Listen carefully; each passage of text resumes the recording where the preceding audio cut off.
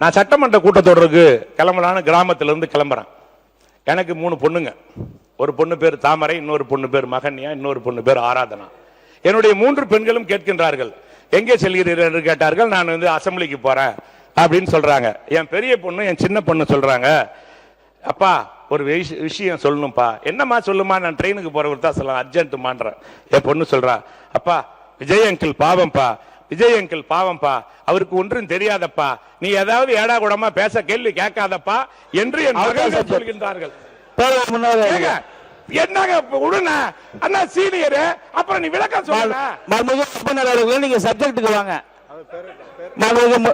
முன்னவர் அவர்கள், மாண்புமிகு பேரவை முன்னவர் அவர்கள்.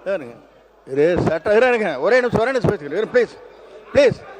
நீ பேசல இருங்க, பேசலாம் பாயிண்ட் சொல்ல என்னன்னு பேசணும் இருங்க, நான் பேச இருக்கட்டும். நீங்க உங்க மகள் சொன்னார், அவர் சொன்னார், ஏனுங்க இதெல்லாம் என்ன சபை குறிப்பில் இருக்கட்டமா? நீங்க நான் கேட்கறது, நீங்க பட்ஜெட் பத்தி பேசுறீங்களா, இப்படிப்பட்ட விமர்சனம் செய்கிறீர்களா என்பதுதான் எனக்கு ஆச்சரியமாக இருக்கிறது. நீங்களாம் மேடையில் பேசுற மாதிரி அங்க பேசுங்க, வேண்டாம்னு சொல்ல. சட்டமன்றம்ங்கிறது ஒரு சில மரபுகள் இருக்கிறது, அந்த மரபுகளை மீறி நீங்கள் பேசிக் கொண்டிருக்கீர்கள்.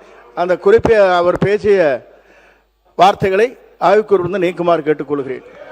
மாண்புமிகு உறுப்பினர் அவர்கள் பேசிய பேச்சுக்கள், முதல்வரை குறித்து பேசிய பேச்சுக்கள் அவை குறிப்பிலிருந்து நீக்கப்படுகிறது. ஆக்கப்பூர்வமான உங்க தொகுதி சார்ந்த விஷயங்களை மட்டும் பேசுமாறு கேட்டுக்கொள்கிறோம். மாண்புமிகு பேரவை துணைத் தலைவர் அவர்களே, இல்ல நான் என்ன சொல்றது, உங்களை பெருமையா சொல்றதுக்குள்ளே நீங்க முடிக்கிறீங்களா? மாண்புமிகு பேரவை தலைவர் அவர்களே, மாண்புமிகு பள்ளிக்கல்வித்துறை அமைச்சர், மாண்புமிகு சட்டப்பேரவை தலைவர் அவர்களே,